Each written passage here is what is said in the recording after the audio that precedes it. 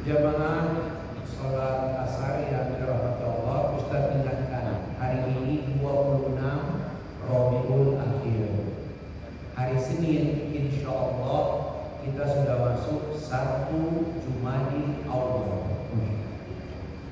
Mudah-mudahan insya Allah kita sehat-sehat, diberikan Allah keistiqomahan, dan mudah-mudahan 1 April tarawih, 2 April sahur dan puasa. Nah, berarti puasa tahun ini bersamaan dengan program Kementerian Keuangan, khususnya Ditjen Pajak, yaitu apa namanya?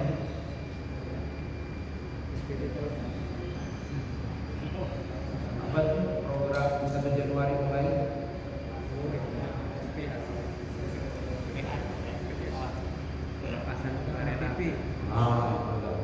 Mudah-mudahan insya Allah semuanya siap-siap. Ustaz, berapa orang pegawai umat Islam yang ada di kantor ini? Ratusan. Kenapa cuma 2 saf? Sibuk, ini juga sibuk. Yang beda cuma 1. Nah, ini yang kita bilang mahalnya hidayah.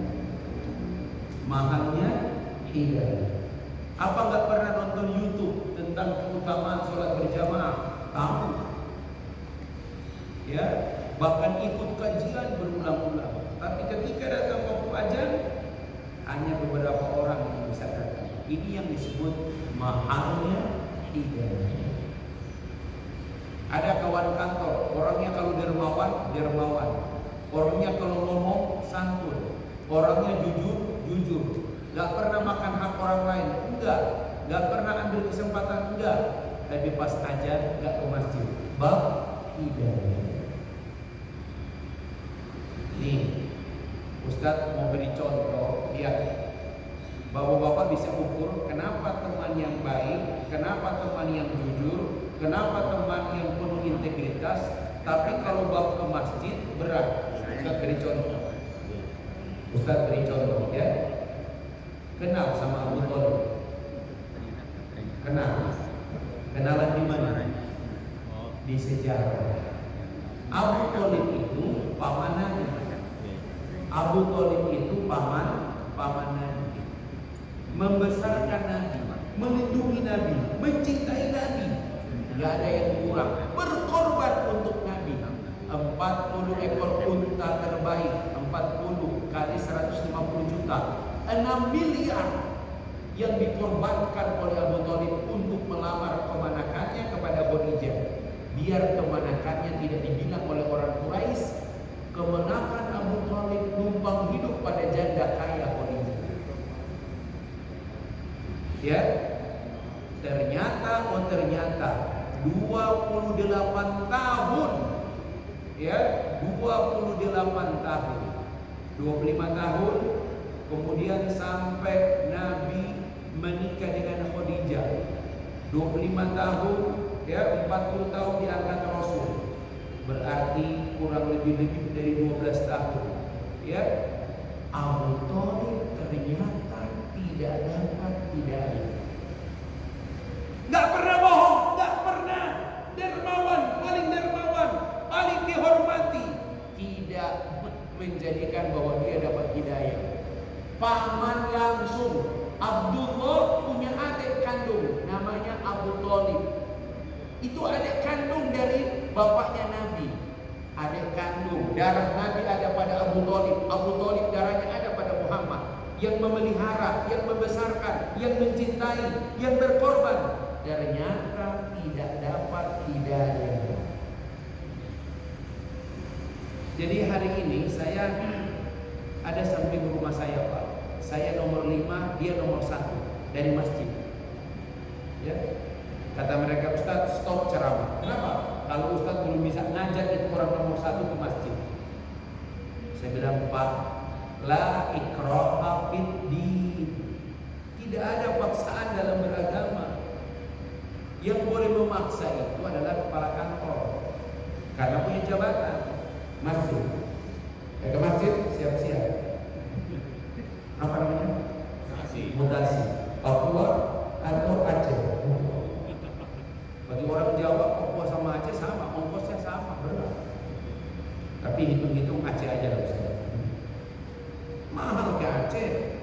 juga mahal.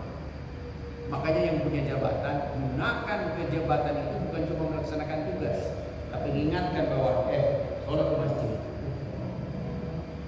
Dia kalau jabatan, Ustadz, wahai kaum muslimin, berjamaah di masjid, himbauan. Tapi kalau kepala kantor, kepala seksi, bro, ke masjid, instruksi. Begitu. Nabi SAW diingatkan oleh Allah, ini ayat monumental banget. Nabi itu udah merasa bahwa kalau dia mengajak, dia berdoa, orang dapat hidayah. Allah ingatkan Nabi. Al-Qasas 28 ayat 56. Innaka la tahdi man ahbabta. Engkau Muhammad tidak bisa berikan hidayah pada orang yang kau kasihi. Nangis Nabi, ya ammi qawli la ilaha illallah. Gak bisa. Innaka la tahdi man ahbabta walakin Allah yahdi man yasha. Engkau Muhammad tidak bisa beri hidayah pada orang yang kau kasihi, tapi Allah yang beri hidayah pada orang yang Dia kehendaki. Ini yang datang ke masjid ini yang dikehendaki Allah datang. Wa huwa a'lamu bil muhtadin. Allah lebih tahu siapa yang pantas dapat petunjuk. Pertanyaannya, Ustaz, ini sampai jam 4 Ustaz. Ya. Pertanyaannya, siapa orang yang sulit dapat hidayah itu Ustaz? Apa yang menyebabkan mereka tidak dapat hidayah? Satu, nih Pak. Jadi mohon maaf, jangan kemudian setelah dapat materi ini baru Bapak lihat orang yang nggak ke masjid. Oh, kayaknya dia nomor 1, kayaknya dia nomor 2, kayaknya dia nomor 3. Hah? Siapa orang yang tidak dapat hidayah? Satu, al-kibir, orang yang sombong. Tahu sombong? Apakah pakai jam tangan hitam merek Seiko atau apa? Ustaz, Seiko tuh opa-opa dulu, sekarang nggak ada. Sekarang jam tangannya itu Xiaomi, Oppo, ya, Samsung. Jam paling aneh di dunia yang tidak kelihatan jamnya. Jadi orang lain nggak bisa lihat jam berapa di tangannya. Kan kalau kita pakai jantung, duduk di kereta atau di mana, orang bisa numpang kan lihat, oh baru jam 5.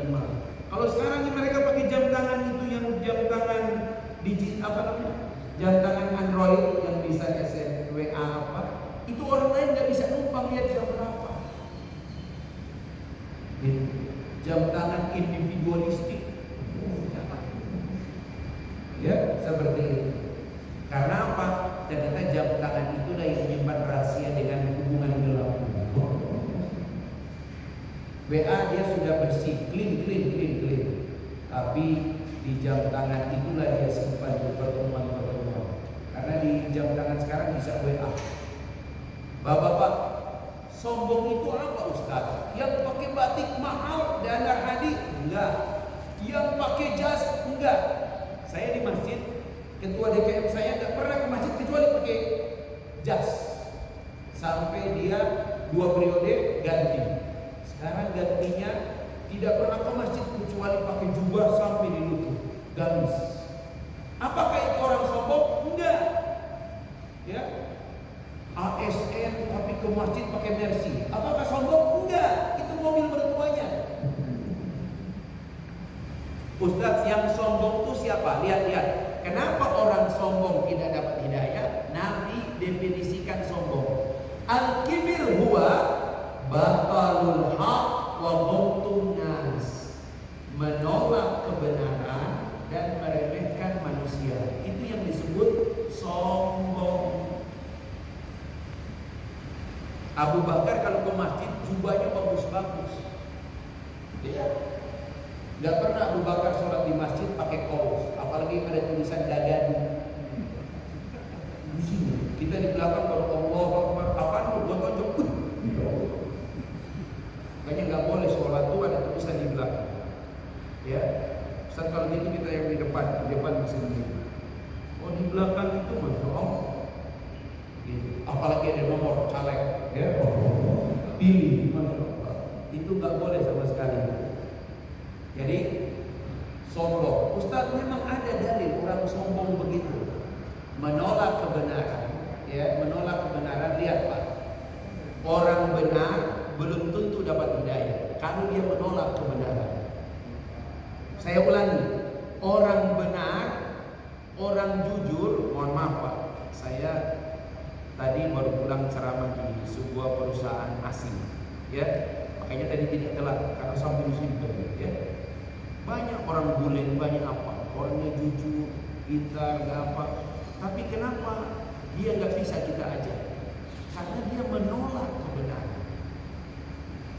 Al-haqqu mi rabbikum, kebenaran itu datang dari Allah. Maka ketika orang menolak kebenaran dari Allah, maka dia tidak dapat hidayah. Al-A'raf 146, sa'asrif an ayati alladzina yatakabbaruna fil ardi bighairil haqq. Aku akan memalingkan orang-orang yang menyombongkan diri di muka bumi tanpa alasan yang benar. Jadi Ustaz, kenapa masjid ini cuma sekian orang? Karena itulah yang dikehendaki oleh Allah. Makanya bapak-bapak nih yang suka ke masjid, doa yang paling utama bapak adalah ingat teman kantor, ingat teman satu ruangan yang bapak tahu, waduh jarang itu cuma satu. Ya Allah beri dia hidayah, ya Allah beri dia hidayah.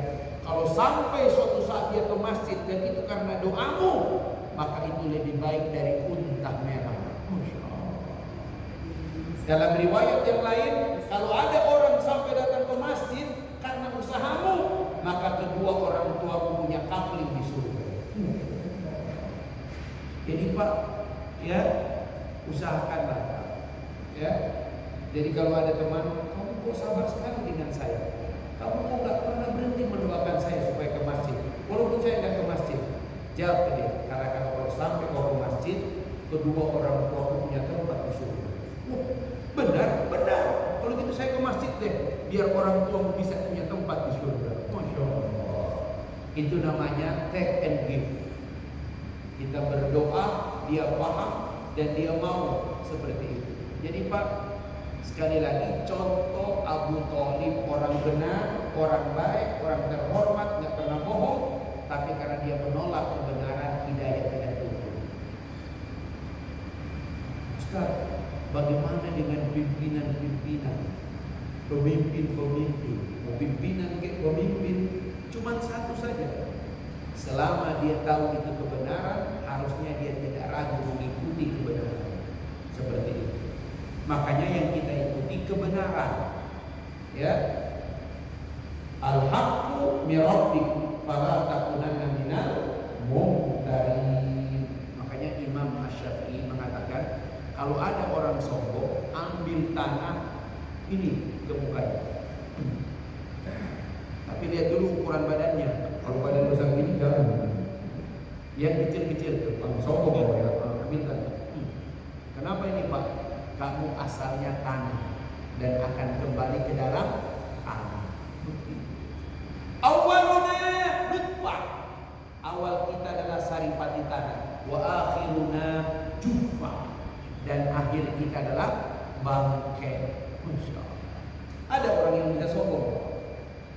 Ustaz, saya tidak menolak kebenaran, tapi meremehkan manusia. Nggak ada Pak, menolak kebenaran dengan meremehkan manusia itu paket biasanya. Kalau orang tidak menolak kebenaran, dia tidak meremehkan manusia. Makanya saya pernah bilang sama jamaah saya, ya, besok ini dia mau berangkat ke Jogja. Ya, besok dia mau berangkat ke Jogja. Ya, Ustaz siap. Tadi tiket kereta. Ustaz nanti pagi-pagi ya, supaya bisa apa namanya? Antigen 3B. Kalau di Bogor 75.000, kalau di kereta 45.000. Ya. Kereta jam 9.50. Kenapa saya bilang? Karena ada jamaah itu yang mau menikahkan kemenakannya. Tapi kemenakannya itu saudara kandungnya non-Islam. Saya bilang, Ustaz, saya diminta untuk menikahkan kemenakan saya. Boleh. Bapak hadir aja, duduk, karena kemenakan dia laki-laki, bukan dia yang menikahkan. tapi kakaknya udah meninggal, walaupun beda agama. Ustaz, apa itu tidak termasuk perkara ritual? Enggak, kalau ritual di gereja. Kalau sudah di gedung, pakai pegawai kantor, tanda tangan apa semua, enggak. Kalau di gereja, jangan kau hadir, karena di gereja ritual. Tapi kalau di gedung, resepsi, pakai petugas tanda tangan, kau tanda tangan mengganti bapaknya, karena darahmu ada pada darah kemenakan. Ingat. Salah satu yang tidak boleh dipisahkan dari kita, kemenakan. Kemenakan itu punya hak pada kita dan kita punya hak pada kemenakan. Apalagi kalau kemenakan perempuan, Pak. Mana lebih kuat, Ustaz? Saudara kandung yang menikahkan adik perempuannya atau pamannya? Pamannya. Karena saudara bapak lebih berhak daripada saudara kandung. Jadi bagaimana seorang om? Jadi bapak-bapak sekalian, pastikan kita baik dengan orang, itu berarti ya kita juga menerima kebenaran. Nah, sekarang yang sensi. Ustaz, kenapa mereka, mohon maaf, non muslim tidak bisa menerima hidayah? Non muslim itu tidak bisa menerima hidayah cuma satu penyebabnya. Nabi Isa pernah berkata, lihat surat 61 ayat 6. Wa idz qala Isa bin Maryam ya bani Israil inni rasulullah ilaikum. Baru dia mengabarkan ya akan datang setelahku min ba'di, ya akan datang setelahku seorang rasul namanya Ahmad. Tapi apa yang terjadi? Falamma ja'ahu, ketika keterangan itu datang kepada mereka, mereka berkata, qalu hadza sihrun mubin. Ini adalah sihir yang nyata. Apa yang menyebabkan mereka menolak? Karena ada sifat zolim. Tahu zolim, Pak? Zolim itu bahasa Arab, kalau letter-leknya gelap. Orang kalau digelapkan matanya, digelapkan hatinya, tidak mungkin dapat hidayah. Nah, non muslim itu tidak dapat hidayah karena digelapkan. Ya, digelapkan hatinya, digelapkan matanya. Seperti itu. Makanya kalau ada lihat bule masuk Islam, mohon maaf ya, teman kita yang Bali masuk Islam, apa itu? Terang hatinya, terang matanya. Makanya hati-hati, walaupun bercanda jangan suka bercanda. Kalau ditanya sama pimpinan, gimana laporan? Tahu gelap? Gelap.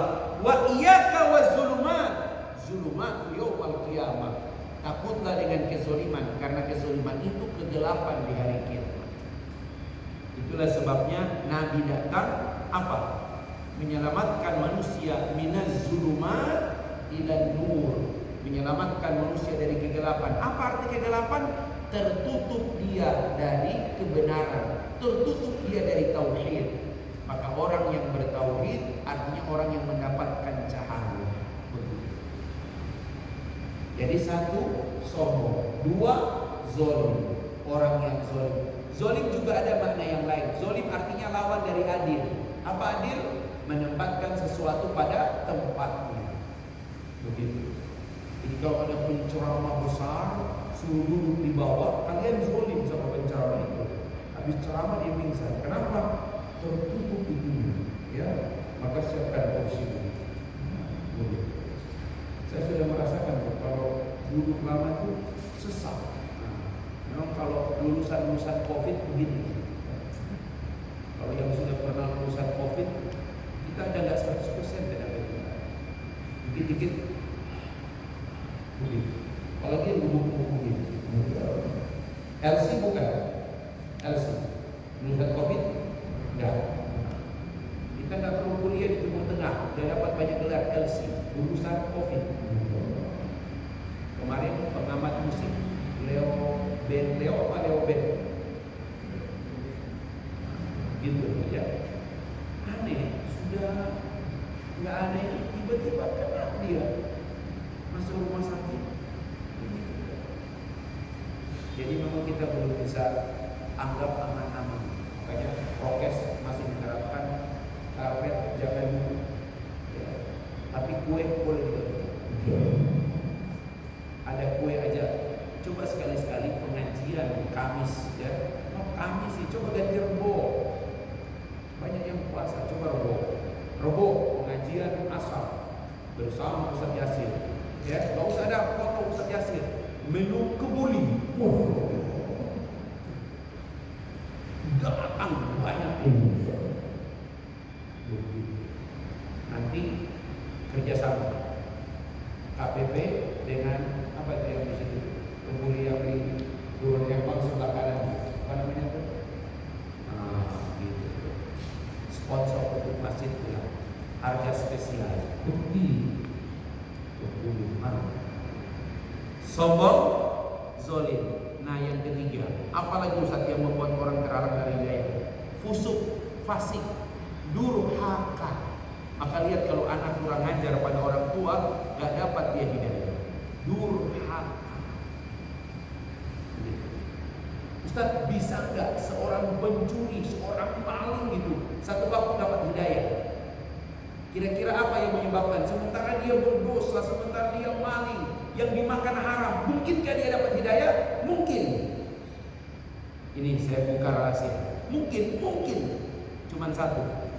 Ya, Bapak lihat Pak. Ya.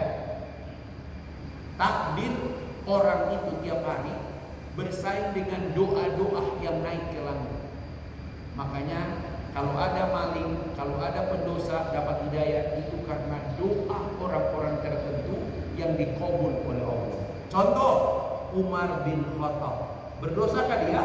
Dosa. Membunuh, menguburkan anak laki-lakinya.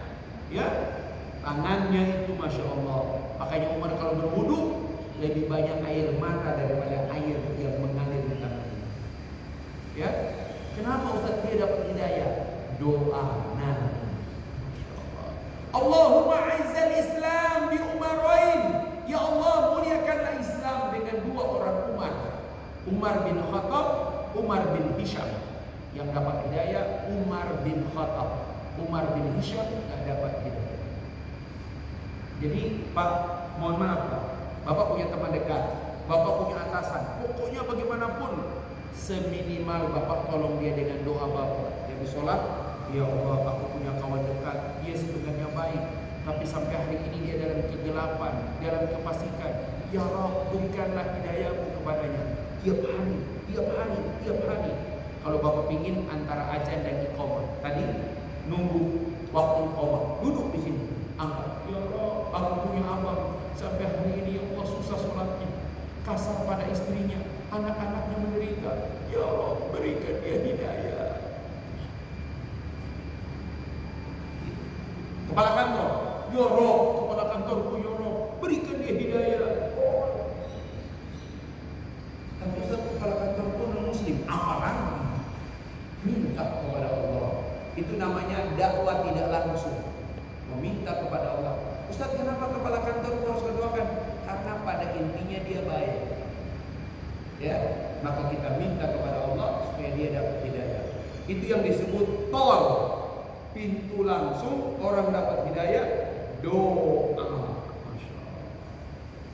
Ustaz, mungkinkah kami ini yang bertahun-tahun hidup dengan hidayah satu waktu murtad? Murtad mungkin. Makanya, mohon maaf Ustaz, bukan rahasia. Anda boleh, mohon maaf ya, bukan saya mentolerir. Anda mungkin tidak khusyuk di yang lain, tapi di bab ini tidak boleh tidak khusyuk.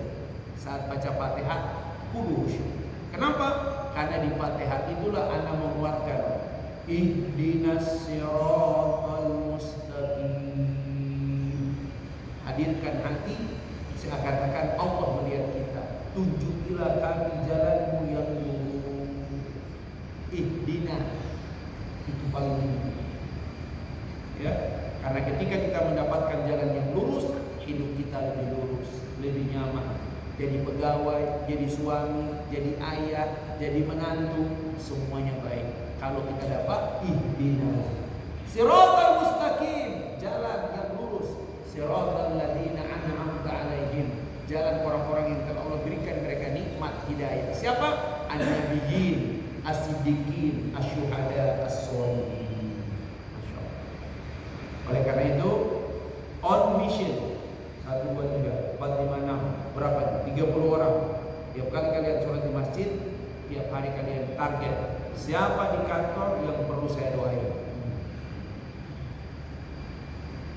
Di kantor ada kan teman baik? Ada. Ada, doain dia. Ustaz, tapi dia perempuan, doain dia. Berikan dia hidup. Siapa tahu 2 kali jawaban dari Allah. 1, hidayah.